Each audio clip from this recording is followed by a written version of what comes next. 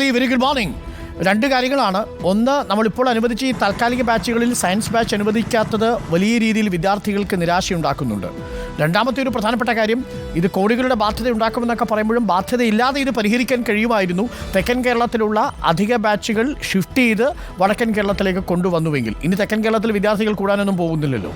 ആ സാഹചര്യത്തിൽ മാത്രമല്ല, ഇപ്പോഴുള്ള വിദ്യാർത്ഥികളുടെ നിര വടക്കൻ കേരളത്തിൽ തുടരുന്നൊരു സാഹചര്യവുമുണ്ട്. അഷ്കറിൽ ഈ രണ്ട് പ്രധാനപ്പെട്ട വിഷയങ്ങളും ഇനി വിദ്യാഭ്യാസ വകുപ്പ് ശ്രദ്ധിക്കേണ്ട കാര്യങ്ങളാണ് അല്ലേ അഷ്കർ? അരുൺ, തീർച്ചയായും കഴിഞ്ഞ ദിവസം നമ്മൾ മലപ്പുറം RDD കണ്ടപ്പോഴും സമാനമായ രീതിയിൽ, അഥവാ ഈ മലപ്പുറത്തെ അടക്കം സീറ്റ് പ്രസിഡന്റ് പഠിക്കാൻ സർക്കാർ നിയോഗിച്ച സമിതിയിലെ അംഗങ്ങളിൽ ഒരാളാണ് Malappuram RDD officer PM Anil.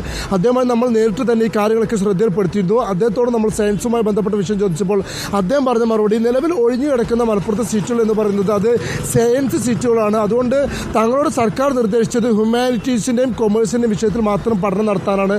അതുകൊണ്ടാണ് സയൻസുമായി ബന്ധപ്പെട്ട പഠന കണക്കുകൾ തങ്ങൾ സമർപ്പിക്കാത്തതെന്നും അതുകൊണ്ടാണ് സയൻസ് ബാച്ച് അനുവദിക്കാതിരുന്നത് എന്നുമാണ് മലപ്പുറം RDD നൽകിയ വിശദീകരണം. പക്ഷേ അതുകൊണ്ട് ഇതിലെ യഥാർത്ഥ പ്രശ്നം എന്ന് പറയുന്നത്, സർക്കാർ ഇവിടെ ആദ്യം മുതൽ തന്നെ സയൻസ് ബാച്ചുകളുടെ എണ്ണം കണക്ക് കൂട്ടുന്നത് സംസ്ഥാനത്ത് ഏറ്റവും കൂടുതൽ എല്ലാ വിഷയങ്ങളിലും A+ നേടിയ വിദ്യാർത്ഥികൾ മലപ്പുറം ജില്ലയിലാണ്. 12,000-ലധികം വരുന്ന A+ വിദ്യാർത്ഥികൾ ഉണ്ട്.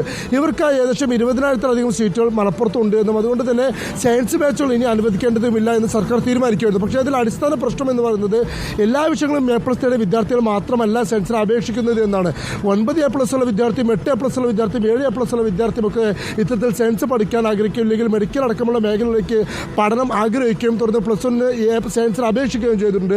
അവർക്കൊന്നും സയൻസിന് സീറ്റ് കിട്ടാത്തത് കൊണ്ട് തന്നെയാണ് ആദ്യം 3 ഘട്ട അലോട്ട്മെൻറ്റ് കഴിഞ്ഞിട്ട് പോലും എല്ലാ വിഷയങ്ങളിലും A+ നേടിയ വിദ്യാർത്ഥികളും ഉന്നത മാർക്ക് നേടിയ വിദ്യാർത്ഥികളടക്കം ഒരിടങ്ങളിലും അവസരം ലഭിക്കാതെ പുറത്തു നിൽക്കുന്ന സാഹചര്യമുണ്ടായത്.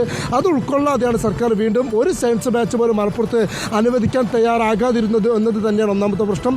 രണ്ടാമത്തെ വിഷയത്തിലേക്ക് വരുമ്പോൾ, ഇപ്പോൾ സീറ്റ് പ്രതിസന്ധിക്ക് ഇതോടുകൂടി പരിഹാരമായി എന്ന് സർക്കാർ ആവർത്തിച്ച് പറയുമ്പോൾ പോലും പാലക്കാടും കോഴിക്കോടും ഒരു ബാച്ചുകൾ പോലും സർക്കാർ അനുവദിക്കാൻ തയ്യാറായില്ല എന്നുള്ള, കാസർഗോഡിൻ്റെ ഇരട്ടി പ്രതിസന്ധി അനുഭവിക്കുന്ന ജില്ലകളാണ്, അല്ലെങ്കിൽ മലപ്പുറം കഴിഞ്ഞാൽ ഏറ്റവും കൂടുതൽ രൂക്ഷമായ പ്രതിസന്ധി അനുഭവിച്ചിരുന്ന ജില്ലകളാണ് പാലക്കാടും കോഴിക്കോടും. ഇപ്പോഴും അവിടെ സപ്ലിമെൻ്ററി അലോട്ട്മെൻറ്റിൻ്റെ റിസൾട്ട് പ്രസിദ്ധീകരിച്ച ശേഷം അവിടുത്തെ അപേക്ഷകരുടെ എണ്ണവും ശേഷിക്കുന്ന എണ്ണവും പരിഗണിച്ചാൽ പോലും 4,383 വിദ്യാർത്ഥികൾ പാലക്കാട് പുറത്തുണ്ട്. കോഴിക്കോട് 2,250 വിദ്യാർത്ഥികളും പുറത്തുണ്ട്. ഇവർക്കൊന്നും ഒരു ബാച്ച് പോലും സർക്കാർ അനുവദിച്ചിട്ടില്ല. മലപ്പുറത്തെ പ്രതിസന്ധി ഇപ്പോഴും 2,000-ഓളം സീറ്റുകൾ ശേഷിക്കുന്ന കുറവുണ്ട്. മാത്രമല്ല, സാമ്പത്തിക ബാധ്യത സർക്കാർ ആവർത്തിച്ച് പറയുമ്പോഴും തെക്കൻ കേരളത്തിൽ ഒഴിഞ്ഞു കിടക്കുന്ന 12,940 സീറ്റുകളിൽ ഒരു സീറ്റ് പോലും ഷിഫ്റ്റ് ചെയ്യാൻ സർക്കാർ തയ്യാറാവാത്തതും അതിൻ്റെ കാരണം എന്താണ്, യുക്തി എന്താണെന്ന് സർക്കാർ തന്നെയാണ് ഇനി ബോധ്യപ്പെടുത്തേണ്ടത്. ശരിയാണ്, തീർച്ചയായിട്ടും അഷ്കർ പറഞ്ഞത് വളരെ പ്രധാനപ്പെട്ട ഒരു കാര്യമാണ്. ഈ വലിയ രീതിയിലുള്ള ബാധ്യതയൊക്കെ സർക്കാരിന് വരുമെന്ന് പറയുമ്പോഴും തെക്കൻ കേരളത്തിൽ ഒഴിഞ്ഞു കിടക്കുന്ന ക്ലാസ്സുകളും സീറ്റുകളും അത് വടക്കൻ കേരളത്തിലേക്ക് മാറ്റിയാൽ ഈ പ്രശ്നം ഒരു പരിധിവരെ പരിഹരിക്കാവുന്നതേ ഉള്ളൂ എന്നതാണ് പറയുന്നത്. എന്തായാലും ഇതും സർക്കാർ ശ്രദ്ധിക്കുമെന്ന് കരുതുന്നു. റിപ്പോർട്ടർ ഈ വാർത്തയ്ക്കൊപ്പം തന്നെ ഉണ്ടായിരുന്നു. പ്രേക്ഷകർ ഓർമ്മിക്കുന്നുണ്ടാവും, ഞങ്ങൾ കോട്ടയ്ക്കൽ പോയി എൻ്റെ ചോര തിളയ്ക്കുന്നു എന്നൊരു പരിപാടിയൊക്കെ നടത്തിയപ്പോൾ അന്ന് അവിടെ അടിയും പിടിയൊക്കെ ഉണ്ടായത് ശ്രദ്ധിച്ചിട്ടുണ്ടാവും. ഈ വിഷയം ആദ്യം അവതരിപ്പിച്ചു തുടങ്ങുന്നതും റിപ്പോർട്ടറാണ്. ആ കണക്ക് പിന്നീട് ശരിയാണെന്ന് ആദ്യമൊക്കെ സർക്കാർ എതിർത്തു, പിന്നീട് സർക്കാർ തന്നെ അംഗീകരിച്ചു. ഒടുവിൽ ഇപ്പോൾ താൽക്കാലിക ബാച്ചുകൾ വന്നു, നമുക്കും സന്തോഷം. പക്ഷേ സയൻസ് ബാച്ചുകളില്ല എന്നുള്ളതാണ് സങ്കടപ്പെടുത്തുന്ന ഒരു കാര്യം.